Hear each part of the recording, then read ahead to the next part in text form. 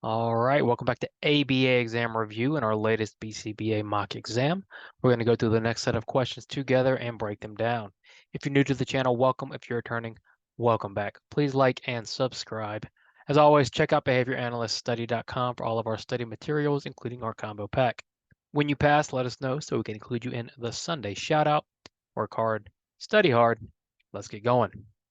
Mike has had success in the past using concurrent schedules of reinforcement with nonverbal clients. He is discussing this with his friend one day, another behavior analyst, who believes that conjunctive schedules are much more effective. If they wanted to empirically determine effectiveness, what analysis would be best? Now, the question is asking about what analysis should these two guys use to compare interventions. And they want to do it empirically, meaning they're going to do it systematically, and they're going to actually observe the differences between these interventions. So we have to pick the analysis that is best for doing what?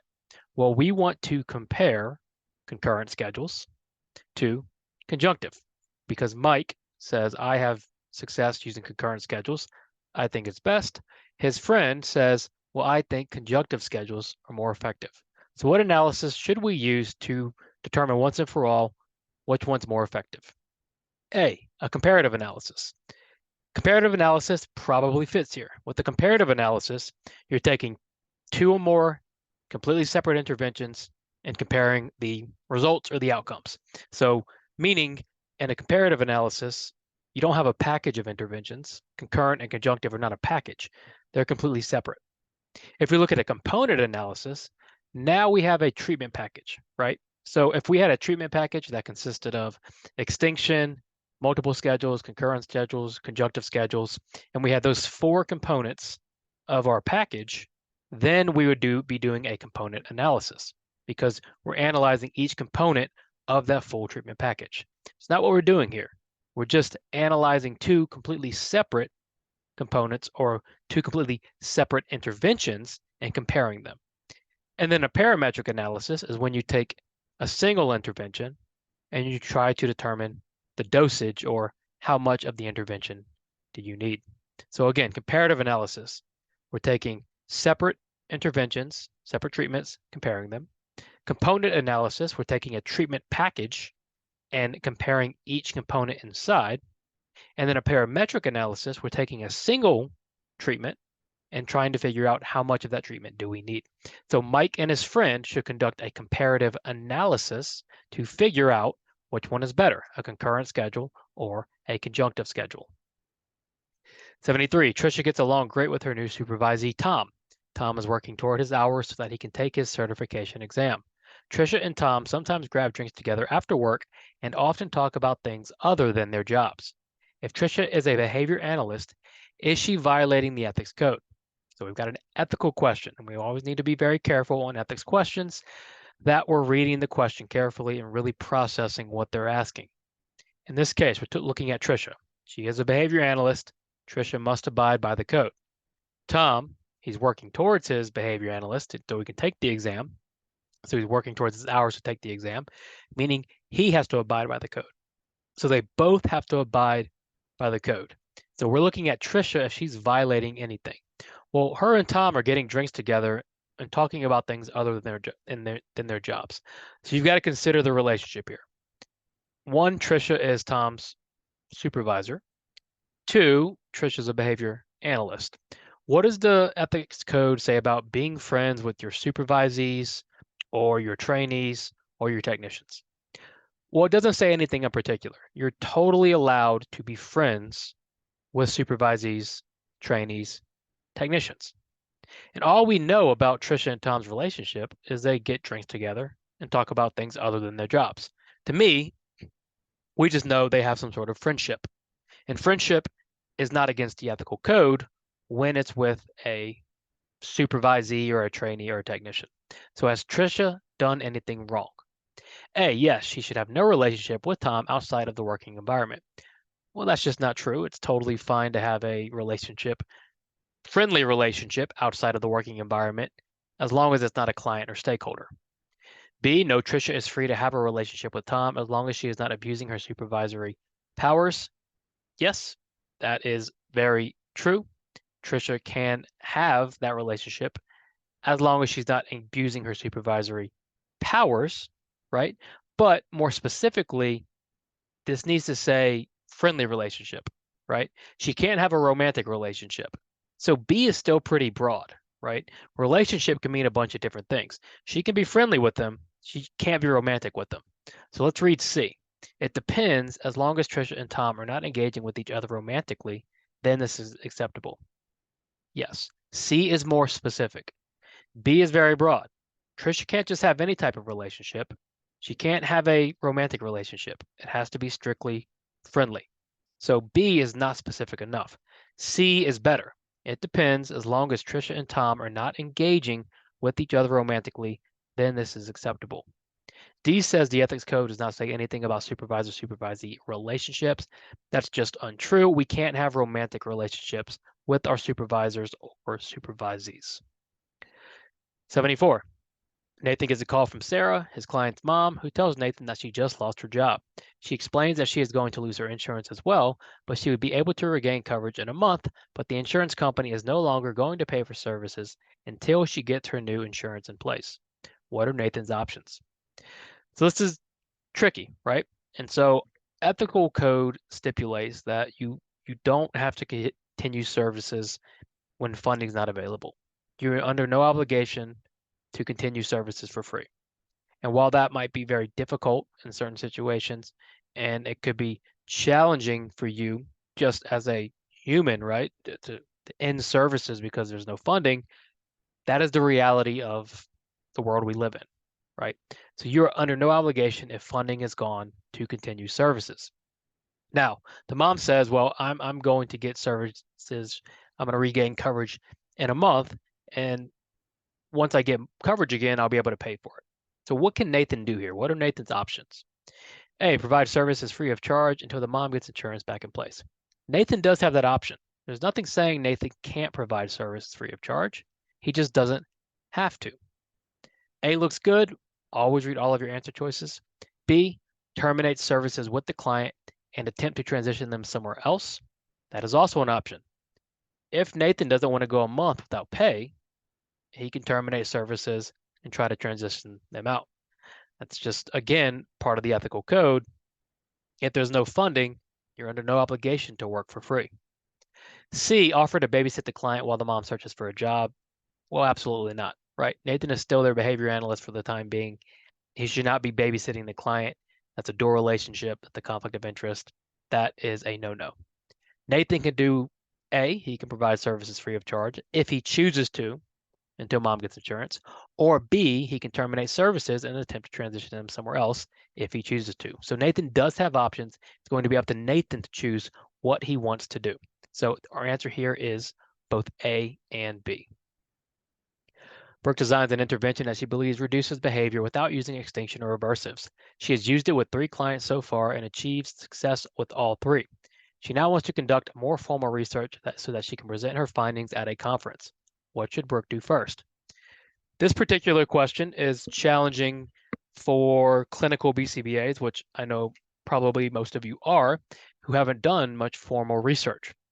The thing is, the ethical code does have a portion for formal research, and you have to be familiar with it. So we're looking at Brooke here, who has an intervention that she believes reduces behavior, no extinction or aversives. She's had success. Now she wants to conduct formal research. When we think about our job, let's say as clinicians, practicing applied behavior analysis, we're conducting small research projects all the time. When I take data on an intervention I've designed, that's a form of research. The difference is it's not formal, and I don't plan to disseminate it, and so we don't have to go through all the checks and balances. Brooke, if she wants to go to formal research and conduct formal research so she can present these findings, there's something she needs to do first. A, receive approval from IRB or another research committee. Absolutely. She has to get approval before doing anything else with this study. If IRB, which is the review board or another research committee, doesn't grant her approval, she can't proceed. B, gain informed consent from her participants. Prior to getting these participants and getting consent, she needs approval to conduct the human research. Remember, This is research on humans. We have to get approval from an ethics board or a review board to do human research. C, start recruiting participants. Again, she needs approval. And then D, disclose all conflicts of interest that may occur in this research. Yes, B, C, and D are all things she needs to do, but prior, what she must do first is receive approval from IRB or another research committee. You've always got to get approval to begin or conduct formal research with humans. What aspect of baseline logic and a withdrawal design seeks to confirm that the baseline would remain consistent if an intervention were not introduced? All right, we're looking at baseline logic, prediction, verification, replication, and single subject, and particularly a withdrawal design, right? So we're going to baseline, withdraw, baseline, or baseline intervene, withdraw, baseline, reintervene, right? A, B, seeks to confirm that the baseline would remain consistent if an intervention were not introduced. So specifically, we are seeking to confirm baseline would remain consistent. Now, why is that important? Why is that word confirm important? Well, if we look at A, prediction, what are we doing with prediction in baseline logic? With prediction, we are saying our baseline is going to remain consistent if we don't intervene. That's our prediction. With verification, we're going to confirm that prediction, meaning I'm going to withdraw my intervention, begin taking baseline again, see if it remained consistent, and verify my prediction. That's the difference between prediction and verification. Prediction says, I think baseline will remain consistent. Verification confirms baseline would remain consistent. Replication, of course, is our intervention, meaning if we intervene, withdraw, reintervene, we're trying to replicate, which is not what is happening here. We're trying to confirm our prediction that baseline is going to remain consistent if we don't introduce an intervention. So what aspect of baseline logic is that? That's going to be B, verification. Jolene, a behavior analyst, buys Taylor Swift tickets so that she can attend the concert on Saturday with her friends. The week of the concert, Jolene is talking to one of the stakeholders on our case who tells Jolene that they will also be at the concert. Jolene ends up running into them at the concert and having a brief conversation with them. Has Jolene done anything wrong? Interesting. So we've got Jolene here, who's a behavior analyst. So she has to abide by our ethical code. Parents, stakeholders, clients, they don't have to abide by our code unless they're licensed or certified under the board. Jolene does. What are we looking to examine here? What we're looking to examine is, did Jolene engage in a dual relationship? She bought these tickets the week of the concert. She's talking to a stakeholder who says, I'm going to also be at the concert. Jolene happens to run into them at the concert and have a conversation. Have they done anything wrong? Essentially, this is like I go to the park on Saturday, see a stakeholder, and I talk to them. Or I go to the store on Sunday, I see a stakeholder, I talk to them. Have I done anything wrong? Not necessarily. It's not like you plan to be there together, right? You're not going anywhere after. You're not hanging out. You're simply being cordial. You're being polite. Now, I wouldn't recommend seeking out clients and stakeholders in public, but if you see them, there's nothing wrong with having a small conversation. So has Jolene done anything wrong? A, it depends on who the stakeholder is and the relationship to the client. No, it doesn't. Dual relationship rules apply to all stakeholders. It applies universally. There's no loopholes.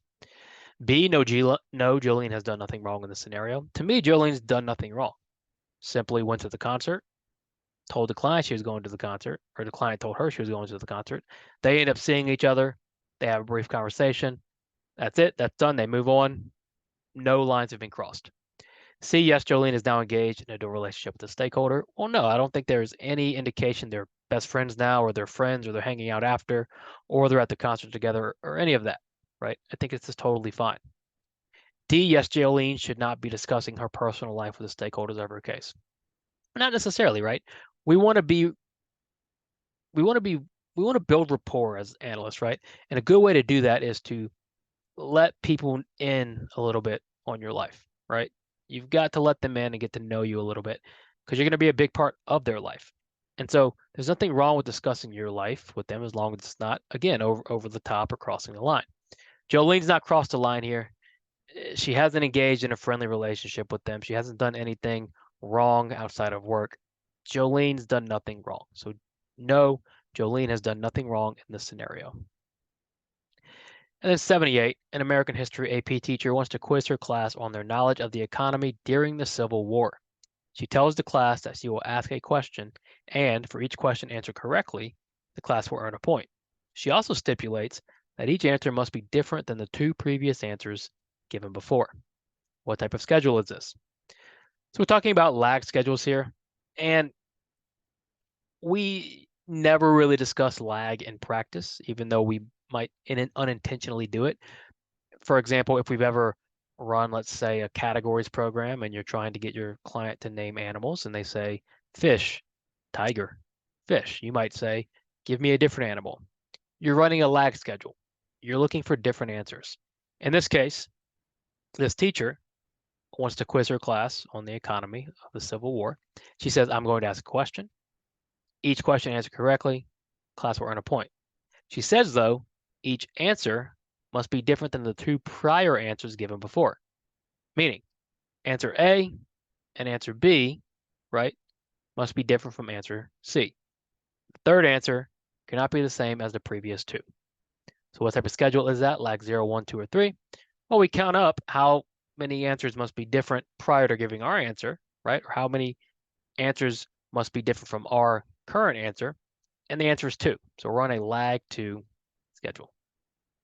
Great. Please subscribe if you haven't already. As always, check out behavioranalyststudy.com for all of our study materials. When you pass, let us know so we can include you in the Sunday shout out. Work hard, study hard. See you soon.